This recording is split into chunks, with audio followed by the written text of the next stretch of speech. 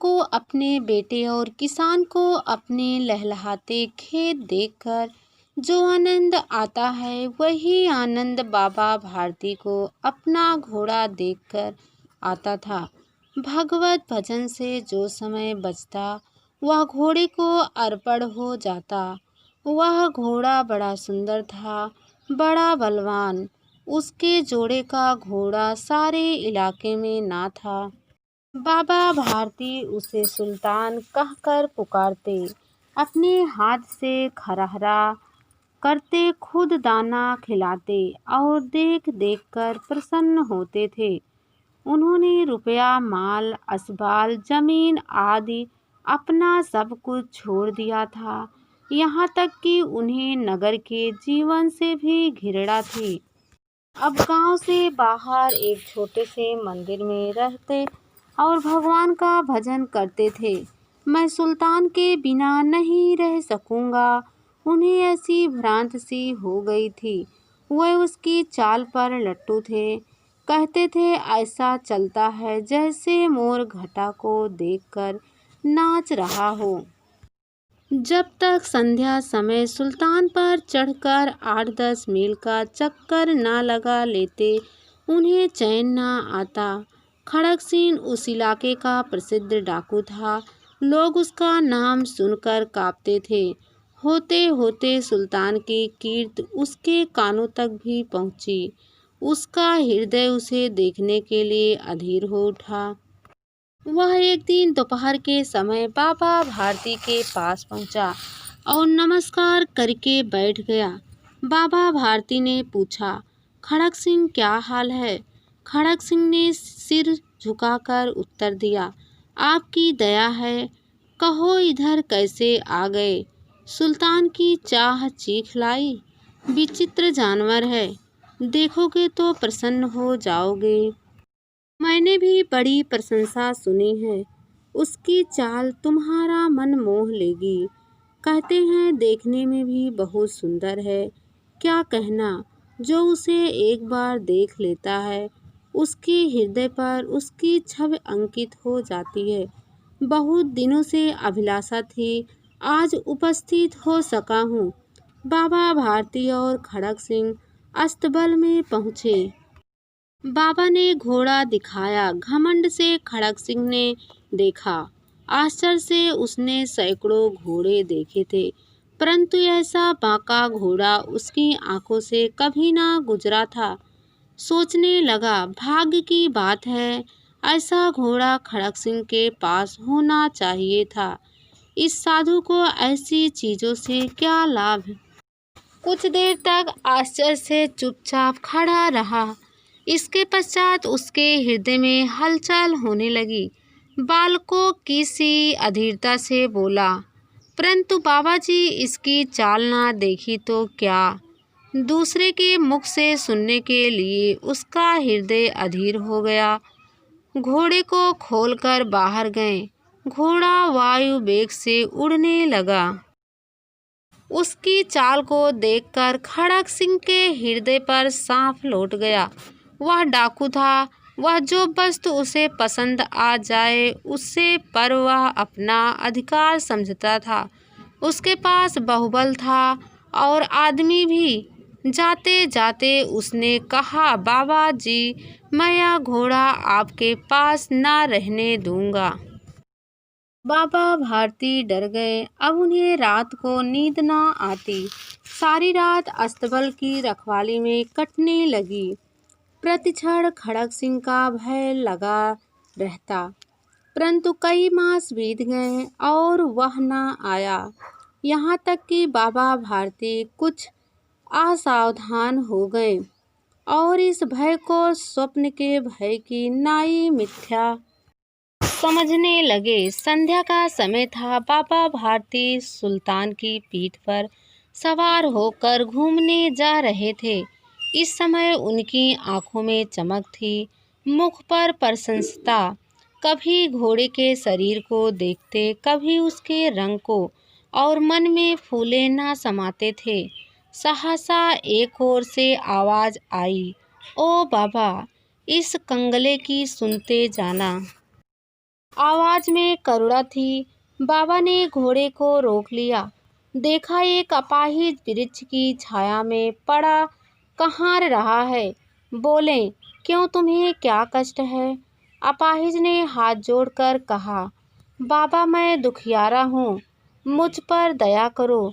रामा वाला यहाँ से 3 मील है, मुझे वहाँ जाना है। घोड़े पर चढ़ा लो, परमात्मा भला करेगा। वहाँ तुम्हारा कौन है? दुगा दत्त वैद्य का नाम आपने सुना होगा, मैं उसका सौतेला भाई हूँ।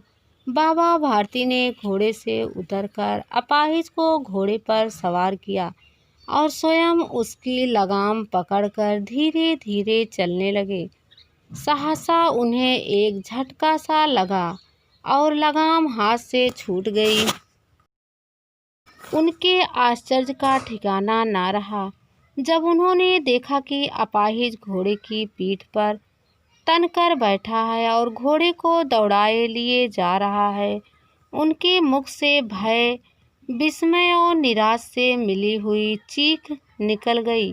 वह अपाहिज डाकू खड़ग सिंह था। बाबा भारती कुछ देर तक चुप रहे और कुछ समय पश्चात कुछ निश्चित करके पूरे बल से चिल्लाकर बोले, जरा ठहर जाओ।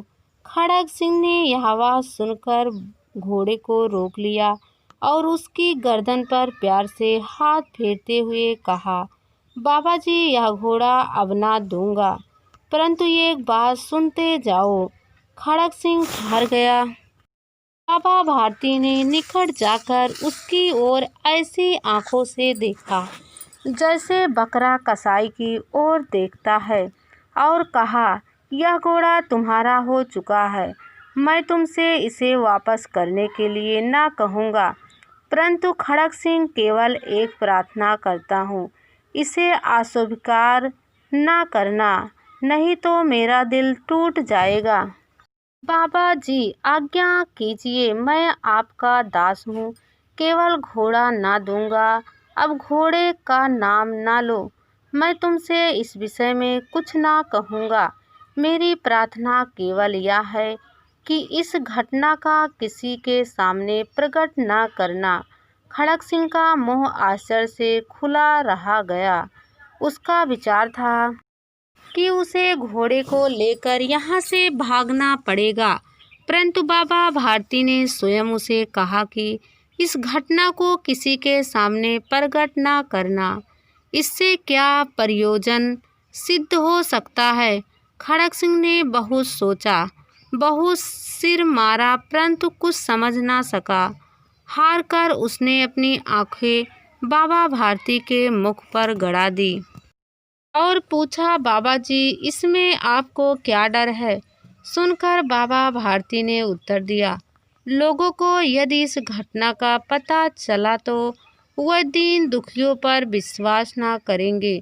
यह कहते कहते उन्होंने सुल्तान की ओर से इस तरह मुंह मोड़ लिया जैसे उनका उससे कभी कोई संबंध ही नहीं रहा हो। बाबा भारती चले गए, परंतु उनके शब्द खड़ग सिंह के कानों में उसी प्रकार गूंज रहे थे।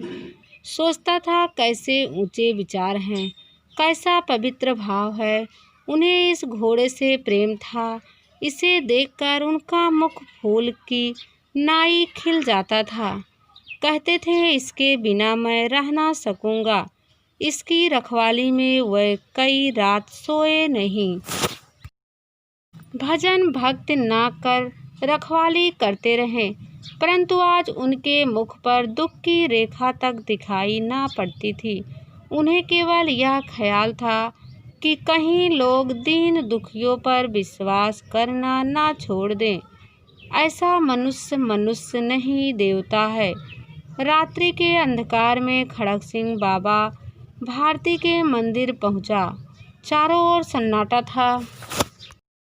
आकाश में तारे टिमटिमा रहे थे। थोड़ी दूर पर गांवों के कुत्ते भौंक रहे थे। मंदिर के अंदर कोई शब्द सुनाई ना देता था।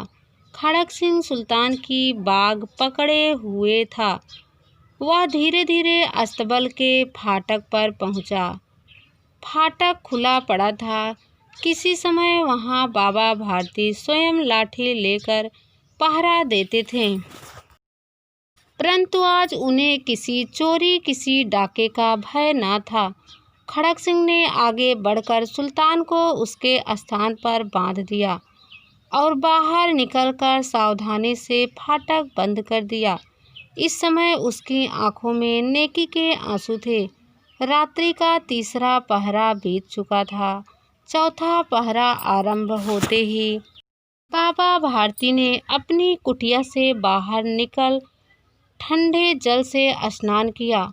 उसके पश्चात इस प्रकार जैसे कोई स्वप्न में चल रहा हो, उनके पांव अस्तबल की ओर बढ़े, परंतु फाटक पर पहुंचकर उनको अपनी भूल प्रतीत हुई। साथ ही घोर निराशा ने पांव को मन भर का भारी बना दिया। वह वहीं रुक गए। घोड़े ने अपने स्वामी के पांव की चाप को पहचान लिया और जोर से हिनहिनाया। अब बाबा भारती आश्चर्य और प्रसन्नता से दौड़ते हुए अंदर घुसे और अपने प्यारे घोड़े के गले से लिपटकर इस प्रकार रोने लगे, मानो कोई पिता बहुत दिन से बिछड़े हुए पुत्र से मिल रहा हो। बार बार उसकी पीठ पर हाथ फेरते, बार बार उसके मुंह पर थपकियां देते। फिर वह संतोष से बोले, अब कोई दीन दुखिया से मुंह ना मोड़ेगा।